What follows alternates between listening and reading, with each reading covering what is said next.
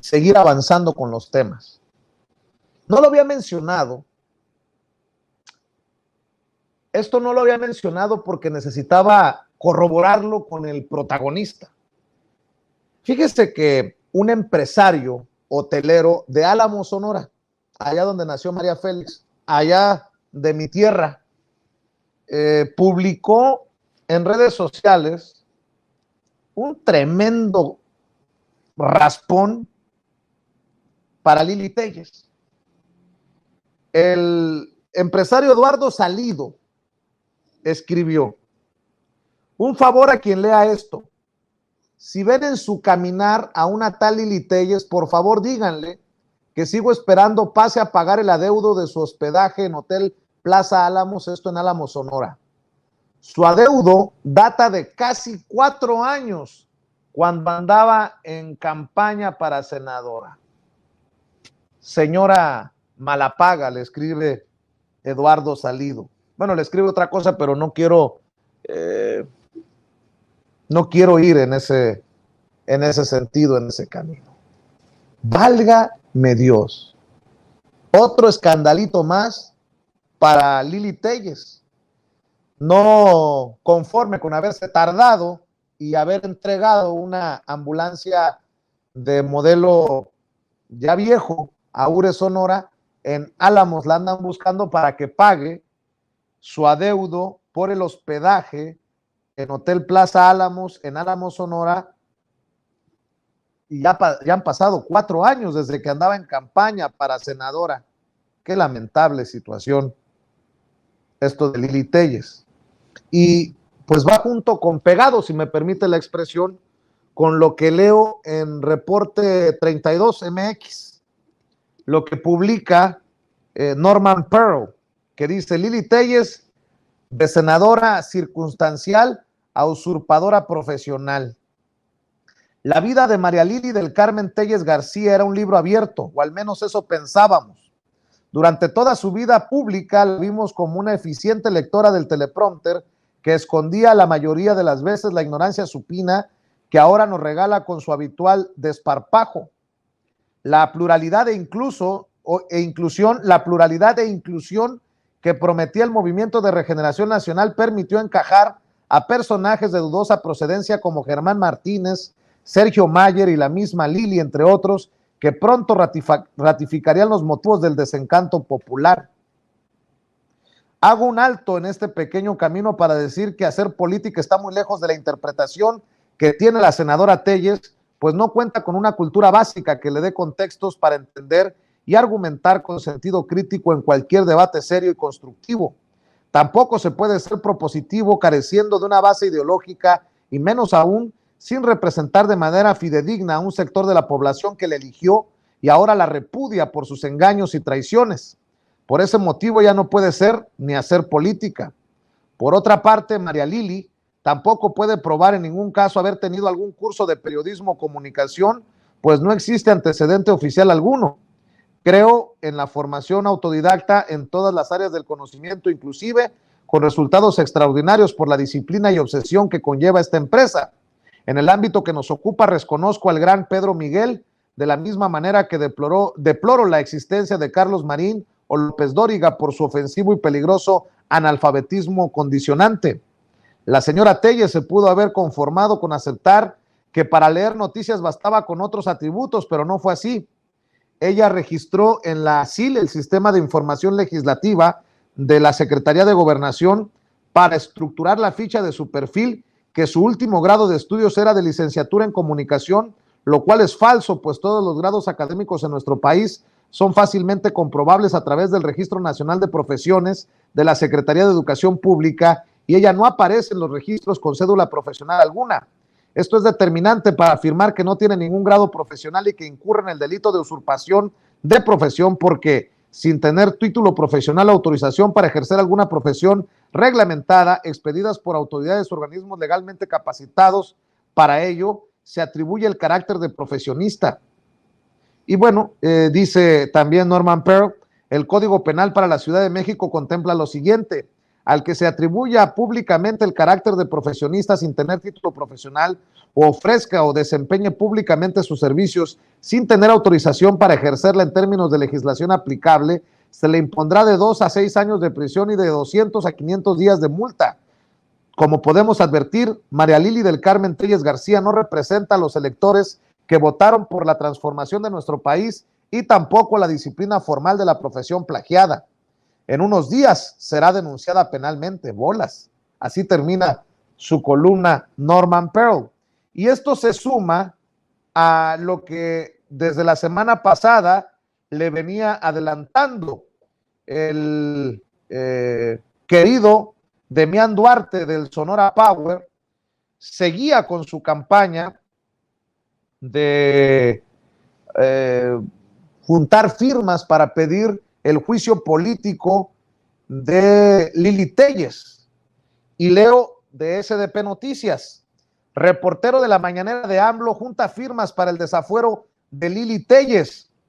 Demián Duarte, uno de los youtubers y reporteros de la mañanera, junta firmas para el desafuero de la senadora Lili Telles.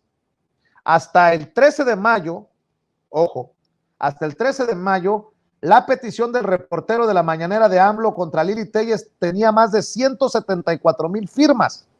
La plataforma Change.org solicita al menos 200,000 para que esta petición sea válida, por lo que aún faltan, dice SDP Noticias, 20 y tantas mil firmas. Déjeme buscar precisamente cómo va esta recabar firmas para pedir el juicio político a Lili Telles. Pero le confirmo, ¿por qué quieren un juicio político para el desafuero de Lili Telles? De acuerdo con la plataforma y una entrevista de Demián Duarte, en esta petición ciudadana las razones por las que quieren un juicio político para el desafuero de la senadora del Partido Acción Nacional, el PAN, Lili Telles, son las siguientes. La senadora Lili Telles promueve la infodemia porque, según la plataforma, ella ha difundido noticias falsas sobre la pandemia del COVID-19 en México. Por terrorismo digital, lo que según la petición en la plataforma realiza al intentar confundir a la opinión pública sobre el manejo de la pandemia del COVID-19 y el plan de vacunación impulsado por el gobierno federal. Por el ataque verbal hacia el periodista Vicente Serrano. Válgame, me estoy sorprendiendo con esto que leo. Porque algunos ciudadanos de Sonora no se sienten representados por la senadora y porque no realiza su trabajo en el Senado y la consideran un error político. Bueno, pues déjeme buscar el change.org para decirle que hasta el momento hay 176,400 firmas, 176,418 personas que han firmado, de acuerdo a lo que me pone en pantalla la querida Adriana. Y pues todo esto es parte de lo que me dice Grisel Cuba. Van 177,139. Bueno, pues ahí vamos a estar dándole seguimiento en change.org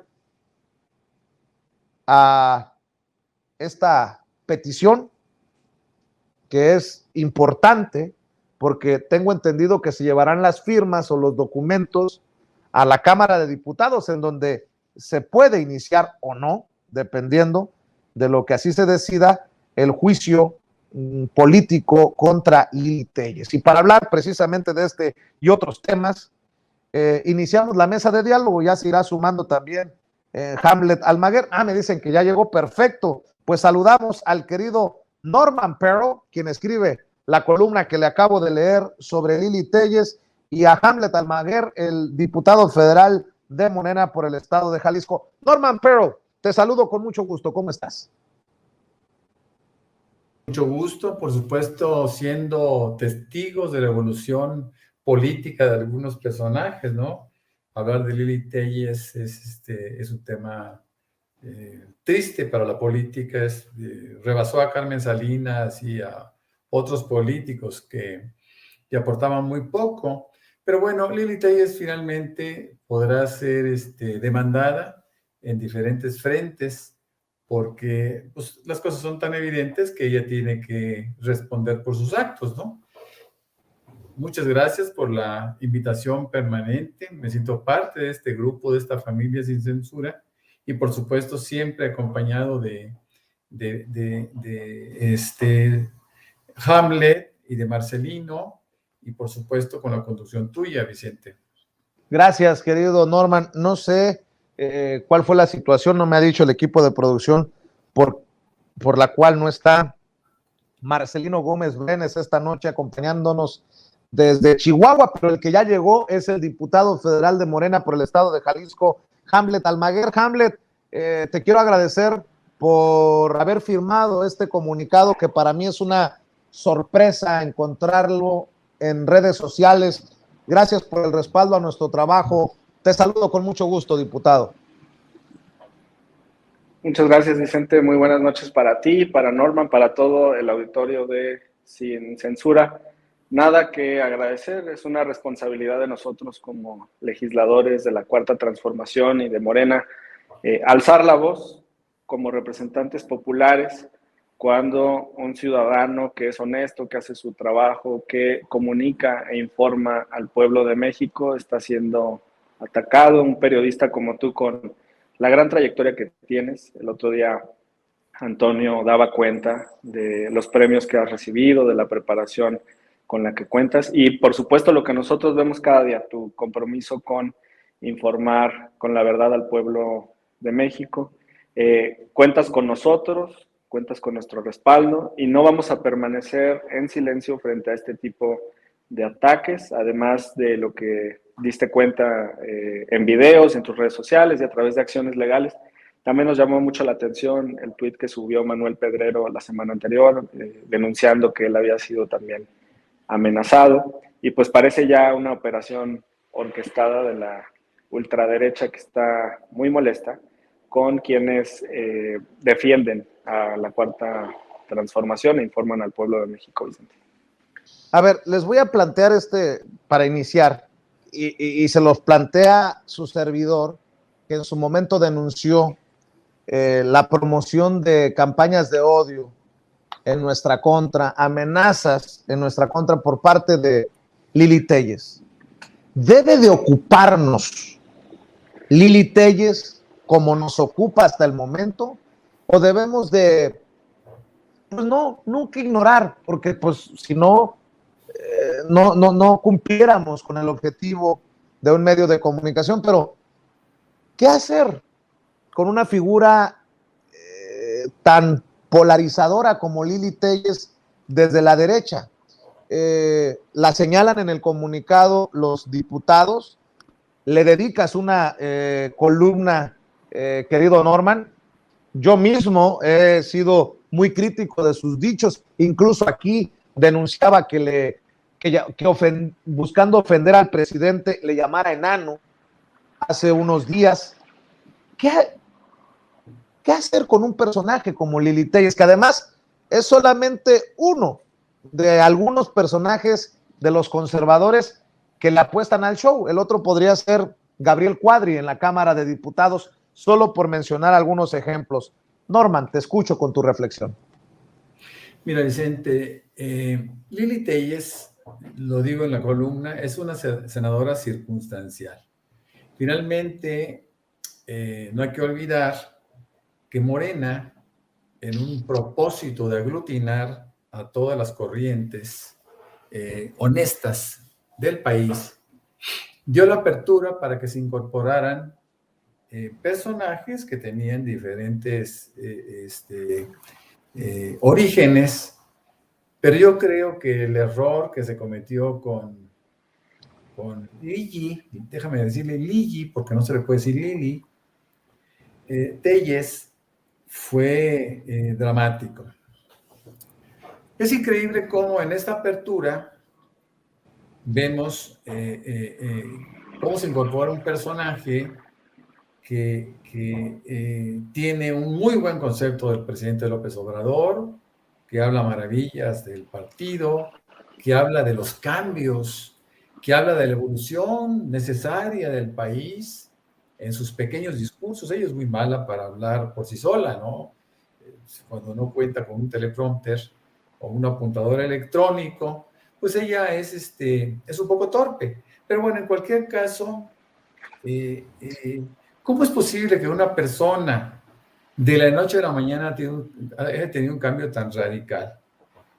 ¿Por qué la gente de Sonora se siente traicionada? Bueno, simplemente porque ella llega con un discurso, no sostiene el discurso con el paso del tiempo, lo va cambiando. Me acuerdo perfectamente bien cuando renuncia y se vuelve independiente por unos días para ir con sus patrones, ¿no? Con los patrones del dinero.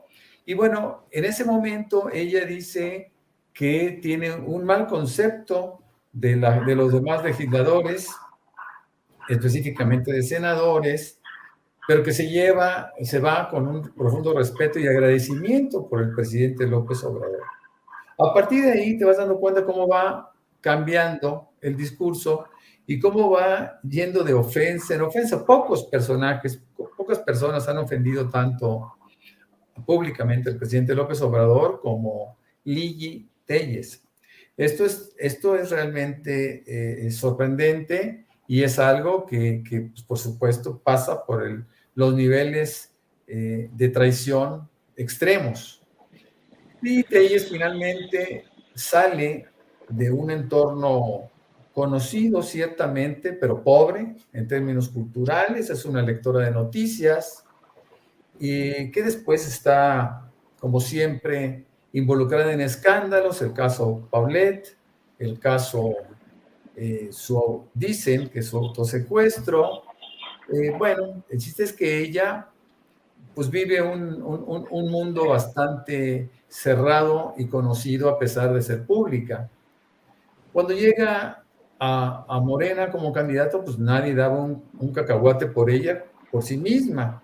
Recuerda tú que la gente vota por ella, por el presidente López Obrador. No hay duda que no solo por la designación o la elección de Lili Telles por parte del presidente, es un acto, pues que sí, sorprende a la gente más pura, ¿no? Que todavía no entiende el sentido de la pluralidad por parte del presidente y que fustiga, por supuesto, esta posibilidad. Todo el mundo creía que no lo merecía y bueno, con el tiempo la mayoría de la gente tenía razón, no lo merecía.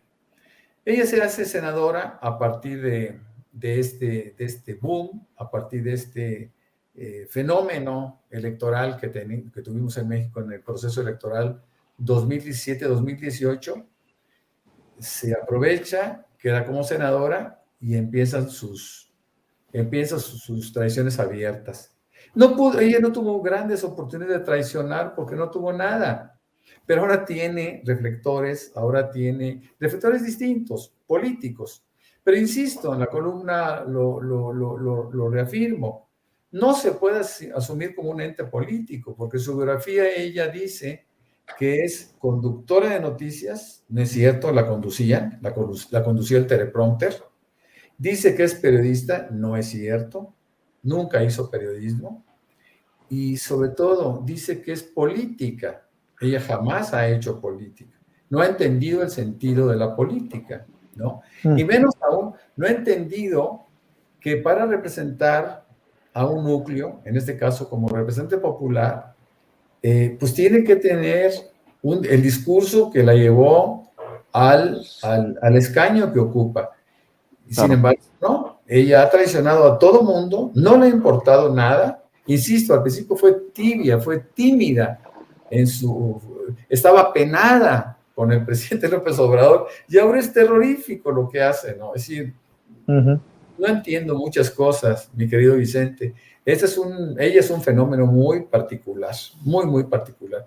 Pero podremos seguir hablando acerca del tema de la denuncia penal que habrá de recibir porque se está asumiendo como licenciada en comunicación y la señora no aparece en el Registro Nacional de Profesiones con ninguna cédula. Yo tengo por ahí personas homónimas, María del Carmen Telles García, que es de la Universidad de Puebla, ella tiene una licenciatura en matemáticas. Hay otra María del Carmen Telles García, que es licenciada en contaduría por la Universidad de Hidalgo, pero no hay nadie, María Lili del Carmen Telles García, alias Lili Telles, ¿no? De tal manera que ella no tiene ningún grado académico y esto que está haciendo, pues es un grave delito de usurpación que seguramente tendremos que demostrar, independientemente de la información con la que se cuenta, ella está incurriendo en esto, ¿no? Entonces, bueno. Así es. ¿Qué pasa? José Ruiz Hamlet Almaguer escribe, ¿para qué le dan reflectores a esta señora? Por eso lo pregunto, ¿no? Ahora, ojo, que ya aparece entre los presidenciables de la oposición. Hasta el periódico El País de España la ha colocado como suspirante a la presidencia de la República y creo que se la ha creído. Si no, no entendería tantas groserías y tantos insultos y tantos ataques al presidente Andrés Manuel López Obrador. Pero, ¿para qué ocuparnos de Lili Telles? Yo creo que no es ni siquiera el caso de la senadora, sino lo que podría representar. ¿O tú qué dices, Jando? Yo creo, Vicente, que no podemos permanecer inmóviles frente al discurso de odio en cualquiera de sus manifestaciones. Mencionabas también el caso de Gabriel Cuadri. Y esta es una agenda de la derecha a nivel internacional en el que un grupo se radicaliza, toma este tipo de posturas y atrae a un tipo de electorado que secretamente ha vivido en las sombras de la discriminación, de los ataques a las minorías, de la inconformidad generalizada.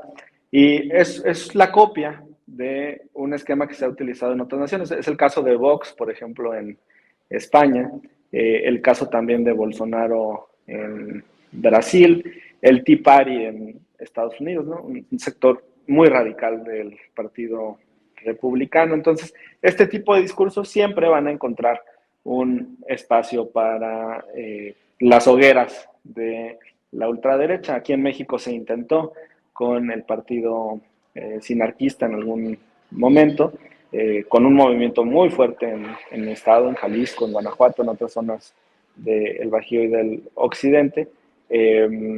También, digo, han existido movimientos al interior del propio panismo, profundamente analizados por Álvaro Delgado, por ejemplo, en su libro sobre el Yunque, de forma previo el Muro, y todos estos movimientos radicales de ultraderecha. Lo que diferencia estos movimientos como el Yunque o Muro con lo que actualmente practican Lili Telles o Lili Telles, como bien menciona Norman, o en su caso Gabriel Cuadri, es que mientras que estas organizaciones eran secretas y realizaban este tipo de prácticas y buscaban obtener el poder para imponer una agenda de este tipo, pues aquí ellos ya lo hacen abiertamente, ya abiertamente atacan a las personas que consideran diferentes. Y en este caso, me parece que no podemos permanecer en silencio frente a este tipo de situaciones. Sí, ya hay sondeos que la mencionan. Yo creo que va a participar en los procesos internos. Aquí me gustaría hacer un paréntesis para decirte que analizamos a profundidad la iniciativa del PAN de reforma electoral, tanto la constitucional como la legal que presentaron sus diputados. Y lo que ellos están planteando es 3 rondas de votación. Mira, primero quieren unas elecciones primarias al tipo de Estados Unidos, pagadas, por supuesto, por los mexicanos, ¿no? Lo están planteando así precisamente para que su caballada flaca, entre los que está la senadora María Telles, puedan competir entre ellos y elegir finalmente a quien será el candidato perdedor a la presidencia de la República, que participará conforme a su propuesta en una primera vuelta. Y después, como ese candidato evidentemente va a perder la elección, lo que ellos quieren es una segunda vuelta para forzar a ciertos sectores de la población a que se vayan recorriendo hacia la derecha. Entonces, estas acciones son concertadas. A mí no me parece casual que una parte del panismo esté radicalizando el discurso. Es con toda la intención de exacerbar los ánimos de estos sectores radicales, Vicente. Pues qué interesante lo que mencionas, diputado. Y otro tema que me parece muy interesante para compartir, para dialogar, Norman, Hamlet, más lo que ustedes agreguen, es esto de centrar la educación en México en la ética. ahora que estamos en torno al Día del Maestro y la Maestra en nuestro país, que se celebra, se conmemora los 15 de mayo, nos tocó ayer ver cómo encabezaba el presidente la conmemoración del Día del Maestro y de la Maestra en nuestro país. Hablar de ética cuando hablamos de educar me parece apasionante, porque yo siempre, desde que fui normalista, fíjate, Norman, fíjate, Hamlet, yo hablaba de una regeneración del sentido, del compromiso del magisterio. Yo veía una necesidad de no nada más buscar ser profesor porque no tenías dinero, porque tenías una plaza asegurada, sino por una convicción, por ética, por el gran papel que juega un profesor, una maestra, un maestro en la educación y en la transformación del país. Qué maravilloso hablar de ética a la hora de hablar de educación, Norman. Bueno, es una premisa fundamental que debe tener un maestro. Un maestro asume un liderazgo y ese liderazgo debe de estar enriquecido con principios. Y esos principios, es decir, dentro de esos principios globales, pues está la ética, ¿no? La moral, la convicción de que las cosas se deben de hacer de una forma tal que enriquezca al alumnado, que enriquezca al conocimiento. Es decir, un profesor tiene un papel fundamental fuera de un niño fuera de su casa, de un alumno fuera de su casa. Es decir, el maestro asume un rol de cierta paternidad. Entonces no se puede romper un contexto que tú inicias dentro de tu casa y después pasas a una escuela y te encuentras con un desastre desde un punto de vista cultural, ¿no? El profesor es importantísimo. Cuando yo era jovencito, pensaba en que un profesor, un maestro de primaria, de secundaria, deberían tener tantas virtudes que los sueldos eran insuficientes. Entonces había algo que tenía que estar por encima de la expectativa de dinero, que era la vocación. Y la vocación, pues tiene que ver con todo esto. Es importantísimo, importantísimo que un maestro, que por cierto, está siempre inspeccionado por los alumnos, que afortunadamente cuando un maestro sale de una línea ética o de una línea de comportamiento ideal, ya es sancionado por los alumnos. Ya el niño o ya el joven o ya el estudiante de educación superior abiertamente comenta y cuestiona un comportamiento inusual. De tal manera que un maestro debe de estar siempre pensando, como un sacerdote, en la importancia de ese liderazgo. Ese liderazgo es cierto, al principio se le da de manera nominativa. A ver, tú eres el profesor, tú fuiste elegido para llevar esta clase, esta cátedra, y te estamos dando como escuela, como Secretaría de Educación Pública, como entes educativos globales, te estamos dando esta posibilidad. Pero después ese liderazgo nominal se puede convertir en un liderazgo real y poder influenciar a sus estudiantes, a sus alumnos, con una participación enriquecedora. No, la ética es fundamental en todos los órdenes de la vida, pero insisto, creo que en el caso de los maestros es importantísimo que lo tengan y es algo en lo cual se debe estar trabajando todos los días, ¿no? Es decir, hay que estar machacando con la necesidad de que no cambien y de que si no lo han hecho, bueno, pues que se encarrilen en una línea educativa que favorezca a todos. No hay que olvidar que en el caso de los maestros de primaria, tienen ante sí pues conciencias frágiles, tienen ante sí posibilidades de influenciar de una manera positiva, y hacerlo de otra manera, pues estaría yendo en contra de ellos mismos. Un profesor se debe de respetar, mi querido Vicente. Así es, más aún, un modelo económico basado en la ética, mi querido Hamlet Almaguer, como el modelo económico de la 4T. Sí, que la ética permee en todos los ámbitos de la sociedad y que podamos recuperar esos principios. Yo me acuerdo cuando era niño todavía en la primaria me tocó recibir clases de educación cívica y ética. Ya después Vicente Fox llega a la presidencia de la República y retira esta clase tan importante del programa escolar. Creo que hay una línea también entre la ética y la religión que no se debe de pasar porque este es un país laico, pero esa parte debe de estar muy, muy clara y me parece que el intento que realizaron desde los gobiernos panistas era sustituir el tema de la ética para intentar influir valores de carácter religioso. Ahora, ya en este momento me parece que estamos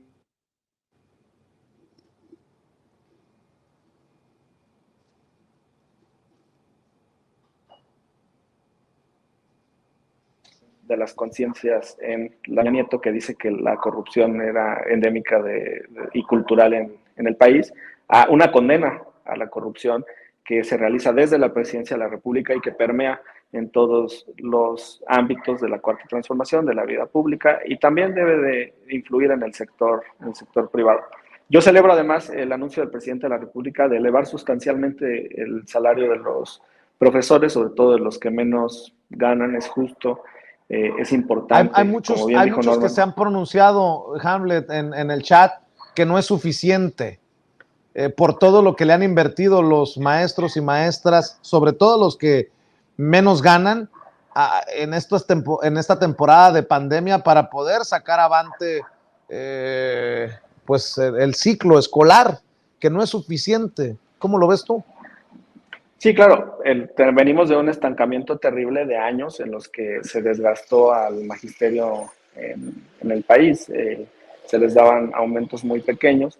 Ya en la cuarta transformación, los incrementos salariales que han existido en todos los órdenes son superiores incluso a los costes que implica la vida diaria, y hay una recuperación en el salario real. Eso pasó con el salario mínimo, que inició el sexenio debajo de los 80 pesos y ha tenido un aumento considerable. Los salarios también en la frontera, los salarios profesionales, ahora es el de los maestros. Claro que nos gustaría que ganaran más nuestros profesores, claro que nos gustaría más que ganaran más nuestras enfermeras, nuestras profesoras, nuestras doctoras, nuestros doctores, nuestros enfermeros, nuestros policías. Ha habido un esfuerzo en los gobiernos de izquierda, el incremento salarial, por ejemplo, importante que se vivió en la Ciudad de México para retribuir a las fuerzas de seguridad es precisamente durante el gobierno del presidente López Obrador y después en la gestión de Marcelo Ebrard como jefe de gobierno de la Ciudad de México. Así es que yo creo que es un proceso evolutivo, no creo que estos aumentos se vayan a detener en lo sucesivo.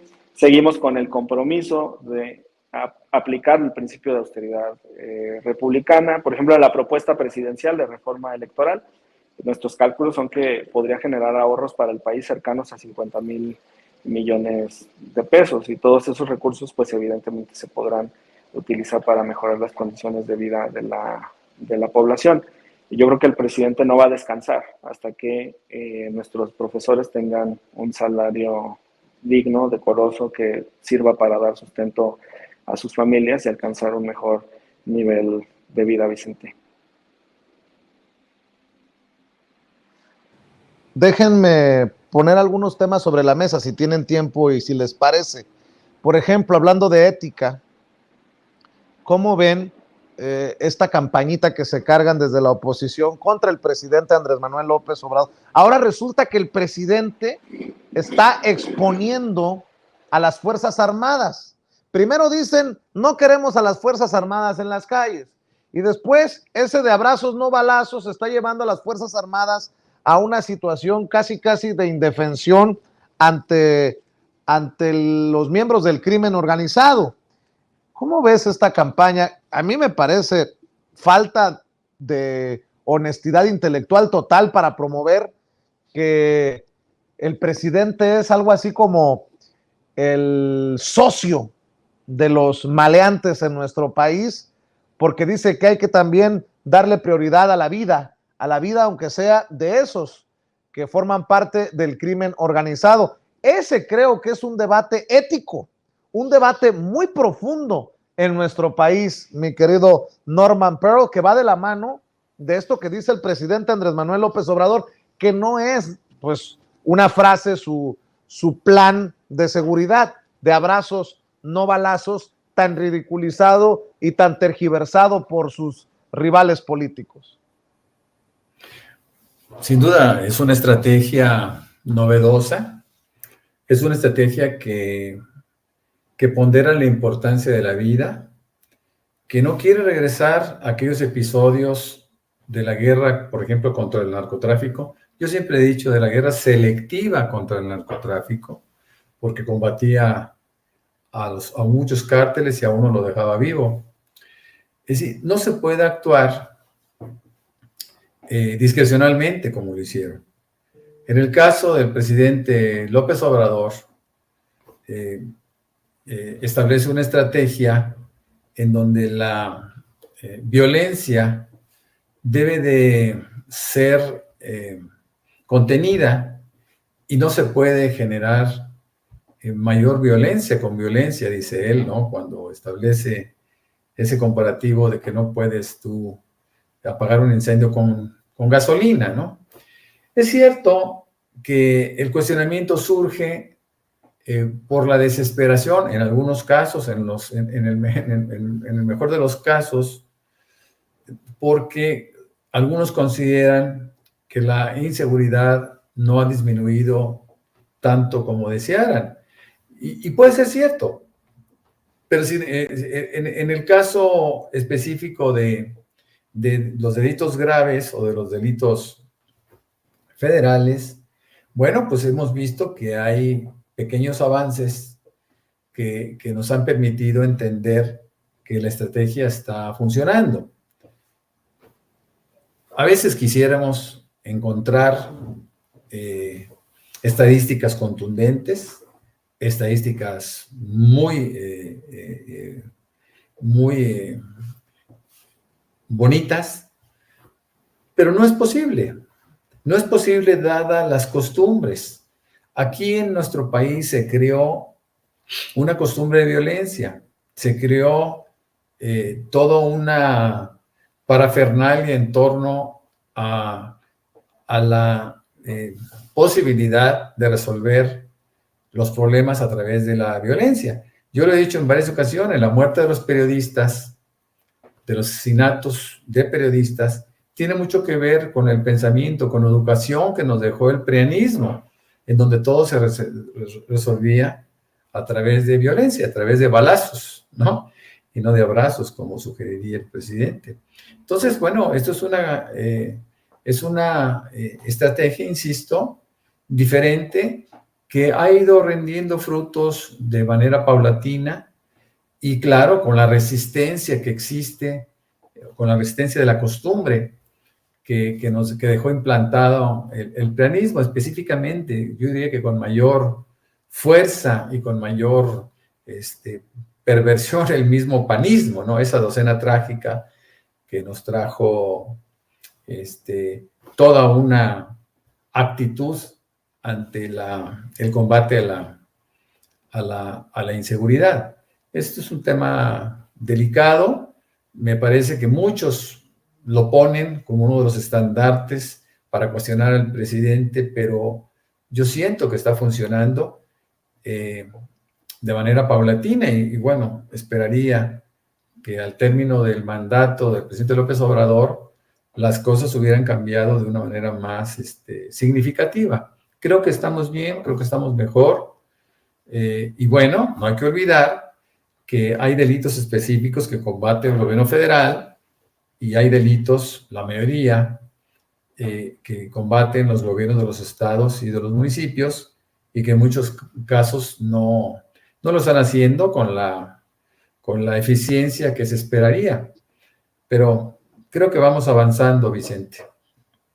Creo que es importante rescatar aquella explicación de hace unos días de Luis Crescencio Sandoval, el general secretario de la Defensa Nacional, que explica cómo la ley determina en qué momento los militares pueden usar las armas.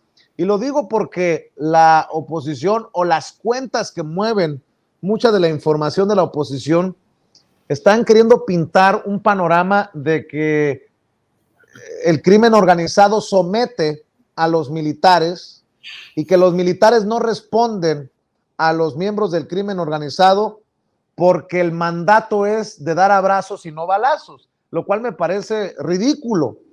Pero pues la verdad es que sí veo la posibilidad de que permee, porque un día sí y el otro también salen videos de estos ataques, insultos a miembros de las Fuerzas Armadas en diferentes partes de México que están siendo utilizados por la oposición. Dejemos que el general secretario explique que todo es basado en la ley. Recordemos esto. La azul punteada son el número de agresiones.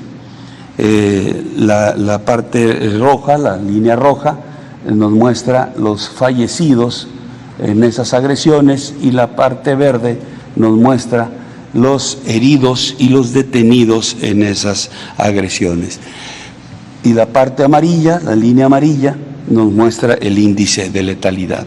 Aquí podemos observar cómo en la presente administración empiezan las agresiones, y aquí tenemos los números de heridos y detenidos comparado con los muertos, de tal manera que desde el 2019 teníamos un registro de menor cantidad de muertos en agresiones, un número favorable de menos 168, en el 2020 fue menos 188, en el 2021 menos 153, en lo que va del año tenemos un índice menos 117, y considerando toda la administración, pues el índice es menos 626.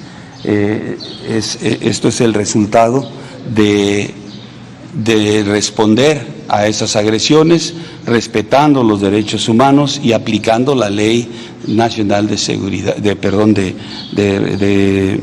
uso de la fuerza. Hay que resaltar que cuando identificamos que la gente no tiene armas, no se actúa contra ellos. La ley establece la gradualidad en la que debemos de actuar, y también establece cómo debemos de actuar en contra de los delincuentes. La gente que tiene armas también, ahí viene establecido en qué momento podemos hacer uso de las armas y en qué momento tenemos que suspender y respetarle los derechos humanos. Esta Ley Nacional del Uso de la Fuerza, eso es lo que busca, una serie de lineamientos que eviten el uso excesivo de la fuerza. Esto es importante para mí, Hamlet, en este diálogo, porque lo que intentan desde la oposición es pintar un país en caos, un país en el que los miembros del crimen organizado ya no respetan ni a la autoridad, cuando para la ciudadanía las instituciones que tienen mayor confianza de esa ciudadanía son el Ejército, la Marina, la Guardia Nacional. Y yo me rehúso, reniego de esta campañita que se cargan de querer pintar un país en donde todo está fuera de control por culpa del abrazos no balazos del presidente Andrés Manuel López Obrador. Hamlet. Pues vivimos, Vicente, en un estado democrático y constitucional de derecho, en el que se tienen que respetar todos los derechos fundamentales de los mexicanos, de los ciudadanos, de las personas, por el solo hecho de serlo. Estos están consagrados por la propia Carta Magna, por los tratados internacionales. Todas las personas tienen derecho a ir a juicio y a comparecer ante un tribunal competente previamente establecido y aportar pruebas en su defensa y ser juzgados de manera justa, incluyendo a estas personas que pertenecen o pudieran pertenecer al crimen organizado. De eso se trata un sistema de procuración y administración de justicia, pero el presidente de la República tiene la autoridad moral para hablar de esta manera, porque no está apostando, como en el neoliberalismo, todas las canicas a la represión, a los homicidios, a las ejecuciones, al uso de la fuerza letal, como fríamente lo señalan los números que presentó el general secretario, ¿no? El presidente está atendiendo las causas de esta violencia. ¿Qué esperan los partidos de oposición en una sociedad tan desigual como la mexicana? ¿Cómo puede vivir en paz una sociedad en la que nos dejaron un país con la mitad de la población en pobreza, con una deuda externa altísima, con una serie de oligopolios en todas las materias, con un contubernio entre el poder político y el poder económico? Evidentemente no tenemos los índices de desarrollo para vivir de manera pacífica. Se requieren muchos años y mucho esfuerzo para poder llegar ahí.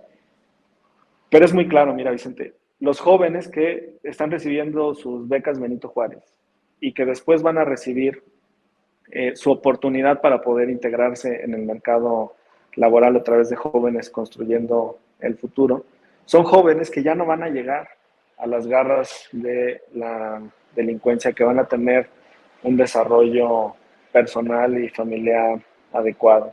El apoyo que está dando también la SEDATU para tener vivienda digna y decorosa, se requieren condiciones de habitabilidad también para disminuir la violencia.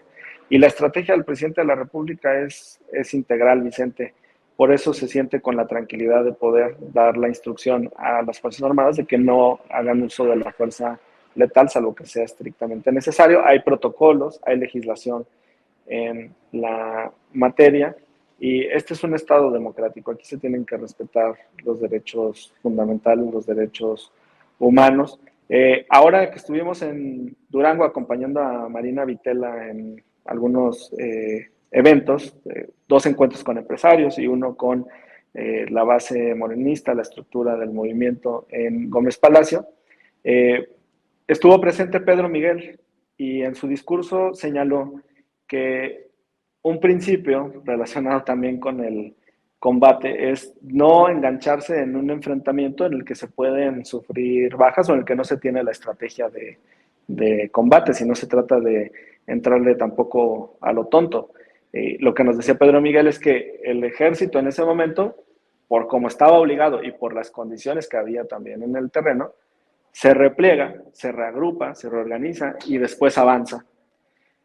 Y avanza, pero no haciendo uso de la fuerza letal, sino precisamente para controlar y pacificar la zona, cumpliendo así el objetivo que tenían. Así que me parece muy buena la función que está teniendo el ejército mexicano, su lealtad a la patria, su defensa de la soberanía nacional. Y por supuesto que el ejército es muy superior a las fuerzas que pueda tener el crimen organizado, este tipo de cárteles o de pandillas o agrupaciones. No hay ninguna duda. Lo hemos visto incluso en los desfiles militares. La capacidad que tiene el ejército es impresionante. Pero no estamos en un momento en el que se haga uso de la fuerza letal así porque sí, Vicente. ¿Eres de los optimistas que va a ser 6 de 6 este año en las elecciones el 5 de junio, Hamlet? Tú estuviste en Durango, yo estuve pues ya hace algunas semanas en Aguascalientes, veo que va avanzando, leo al querido Abraham Mendieta, yo no he podido moverme por cuestiones del mecanismo de protección a periodistas que no me autorizan el viaje a estos lugares en donde hay elecciones, pero ¿tú eres de los optimistas que va a ser 6 de 6? Vicente, están todas las condiciones para el 6 de 6. Y yo te quiero decir algo también. Las fuerzas disminuidas de la oposición se están replegando y se están reservando para poder estar en Aguascalientes y en Durango. Ya vieron que está perdido Quintana Roo, que está perdido Tamaulipas, que está perdido Hidalgo y que está perdido Oaxaca. Aquí quisiera llamar la atención de algo que platicábamos hoy en la mañana en el CEN del partido, sobre lo que está ocurriendo en el estado de Tamaulipas. El gobernador Cabeza de Vaca está haciendo un uso político e ilegal de las instituciones, incluyendo la Fiscalía General del Estado, la Auditoría Superior del Estado, la Secretaría de Seguridad Pública, para amedrentar a personajes clave de la Cuarta Transformación en el estado de Tamaulipas. Estoy hablando de alcaldes de las ciudades más importantes del estado, en contra de los cuales tiene pensado ejecutar órdenes de aprehensión que por supuesto no tienen sustento, y la utilización también de amenazas que han recibido integrantes relevantes de nuestro movimiento en el estado de Tamaulipas. Frente a esto, pues el Comité Nacional de Morena ha alzado la voz y esperamos que pueda permitirse que los ciudadanos de Tamaulipas puedan votar libremente en las elecciones del próximo 5 de junio. La única esperanza que tiene el panismo ahí en Tamaulipas es robarse la elección haciendo uso de cualquier marrullería, incluyendo el uso de la violencia y el uso faccioso de las instituciones. Ese es un señalamiento que me parece pertinente hacer en este momento. Las cosas en Durango van muy bien. Polls hace una encuesta de encuestas, un poll of polls, y ahí ya le está dando a nuestra candidata Marina Vitela ventaja sobre el candidato del PRIAN de por lo menos 2 puntos. Hay encuestas en lo particular que dan margen de 4 puntos, esto es muy, muy importante. En Aguascalientes la ventaja que tenía el PAN inicialmente, porque pues, es un estado tradicionalmente conservador en el que han gobernado durante muchos años, y ahora, bueno, pues con el respaldo del PRI, el PRIAN, ya se está reduciendo la ventaja considerablemente. Mañana hay debate en el estado de Aguascalientes. La candidata Teresa Jiménez no fue al debate ciudadano la semana anterior. Es probable que mañana no asista al debate en el Instituto Electoral. Y yo veo a nuestra candidata Nora muy sólida, veo a Marina en Durango muy sólida, y yo creo que sí nos vamos a llevar las 6 de 6, Vicente. Hay muchos refuerzos trabajando en el territorio, tanto en Aguascalientes como en Durango, Vicente. Yo tengo otros datos, Hamlet. Creo que Tamaulipas lo gana el PAN con su propuesta de liposucciones gratis para todos y gana el truco. Nótese mi sarcasmo, mi querido Hamlet Almaguer. Oye, hablando de encuestas para cerrar, Norman Pearl, el Financiero publica una encuesta y me la acaba de pasar el querido Quique Legorreta. Dice, ahora entiendo por qué la insistencia de Claudio X González de que Movimiento Ciudadano se sume al PRIAN-RD.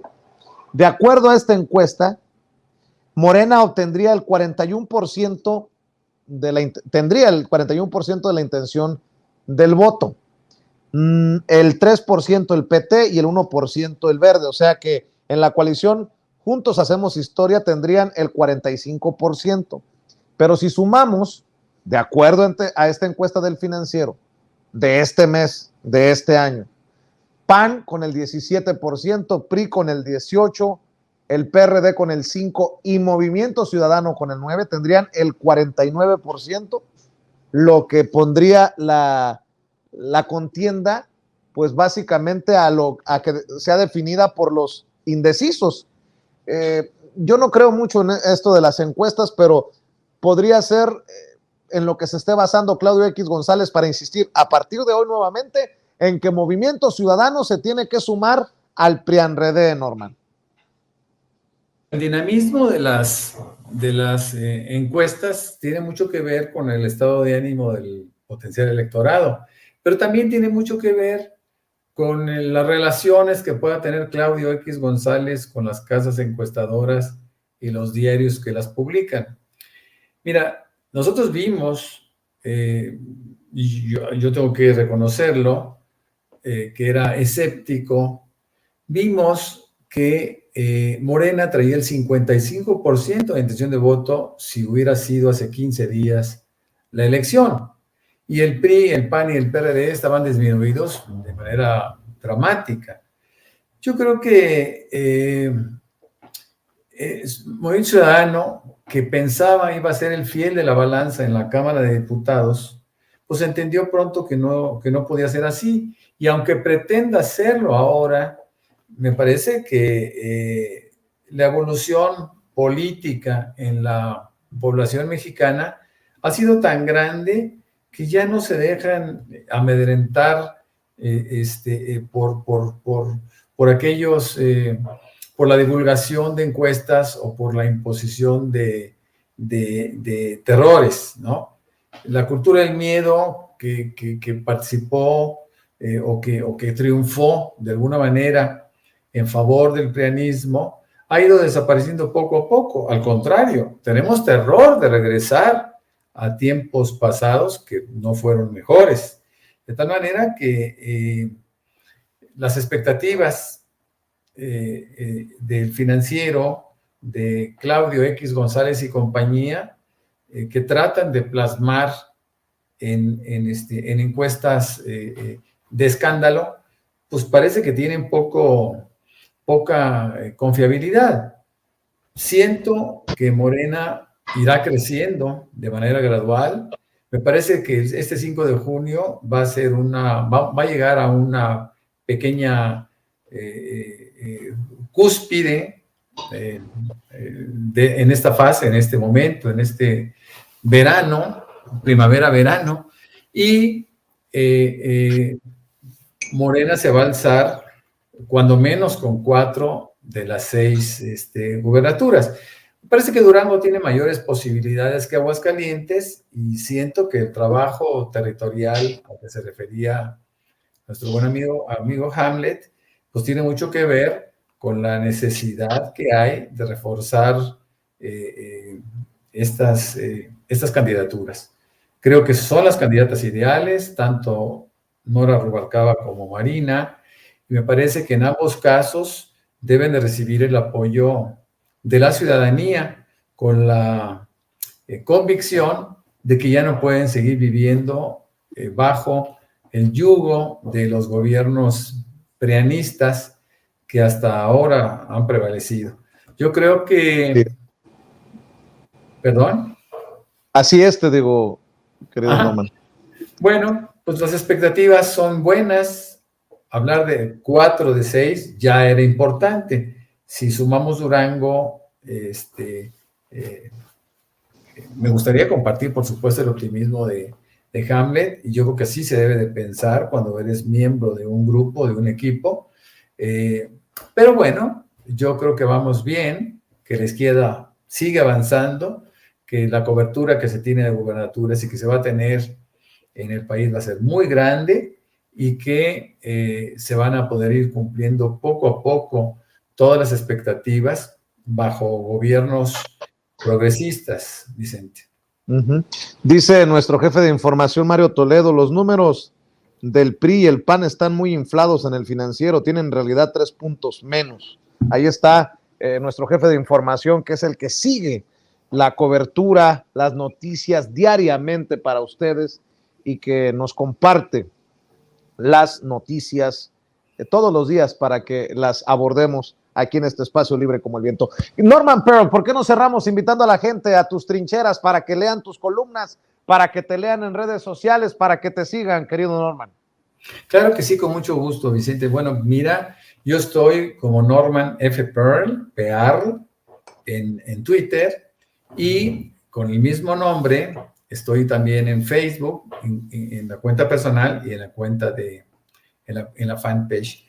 Tengo que decir que mi columna se llama Poder Popular y que me hacen el favor de difundir Manifiesto 21, Reporte 32 MX, La Lupa MX y algunos diarios del interior del país, especialmente del sureste. De tal suerte que, bueno, pues tenemos la oportunidad de mostrar ideas y de aceptar, por supuesto, interpelaciones o de aceptar debates a través de lo manifestado, ¿no? Yo agradezco mucho, siempre lo he dicho, agradezco mucho la posibilidad de estar en Sin Censura, formar parte de este grupo, de este equipo, y de convivir con personas tan brillantes para mi gusto como Hamlet y como Marcelino. Gracias. Le mandamos un saludo a Marcelino, espero que nos podamos reconectar con él. No sé qué fue lo que pasó ahí esta semana. Mi querido Hamlet Almaguer, hoy más que nunca es importante, diputado, que también estén al pendiente de tus redes sociales las personas que nos ven y nos escuchan. Muchas gracias, Marcelino. Es un placer platicar contigo, por supuesto con Norman, que hace grandes aportaciones a este movimiento transformador, que está muy pendiente del actuar de los opositores. Va a ser muy relevante lo que está haciendo sobre el caso de Lili Téllez y también su ámbito de influencia tan relevante con los empresarios a nivel nacional. Hay muchos empresarios que están a favor de la cuarta transformación. Decirte que vamos a ganar las 6 de 6 y particularmente Aguascalientes y Durango son las dos entidades con menor población de este catálogo de 6. Vamos arriba en 5 de ellas, y incluyendo Durango, y muy pronto nuestra candidata Nora va a superar al PAN en Aguascalientes. Los invito a que mañana la veamos debatir, va a ser a las 8 de la noche. Y bueno, pues agradecerte, me pueden encontrar en Twitter como Hamlet_Almaguer, TikTok Hamlet Almaguer 1, donde estamos subiendo videos sobre la reforma electoral, Facebook e Instagram Hamlet Almaguer, y muy buenas noches, Vicente, muchas gracias. Te mando un abrazo, Hamlet, muchas gracias nuevamente por el respaldo en este comunicado del que dábamos cuenta hace un rato. Y Norman Pearl, también te mando un abrazo a ti, nos vemos muy pronto en otra mesa de diálogo. Buenas noches. Gracias.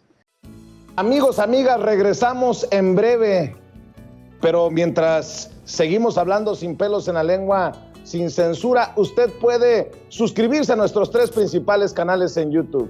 Sin Censura Media, en donde tenemos más de 1.600.000 suscriptores, Sin Censura TV, en donde tenemos más de 1 millón de suscriptores, y en Sin Censura Presenta, en donde queremos llegar muy pronto a los 100,000 suscriptores. Si usted ya está inscrito en Sin Censura Media, suscríbase en Sin Censura TV. Si ya está suscrito en Sin Censura TV y Sin Censura Media, suscríbase a Sin Censura Presenta. Recuerde que es gratis, no tiene que sacar un solo centavo de su bolsillo para apoyarnos. Dele clic en la campanita para que los señores y señoras de YouTube envíen las notificaciones cuando estemos transmitiendo en vivo y en directo o estemos subiendo videos. También nos puede seguir en Twitter en @Vicente Serrano y hasta en Instagram. Ojo, también estamos en Instagram. Son nuestras redes sociales y con el apoyo de ustedes seguimos creciendo, porque con ustedes todo, sin ustedes nada.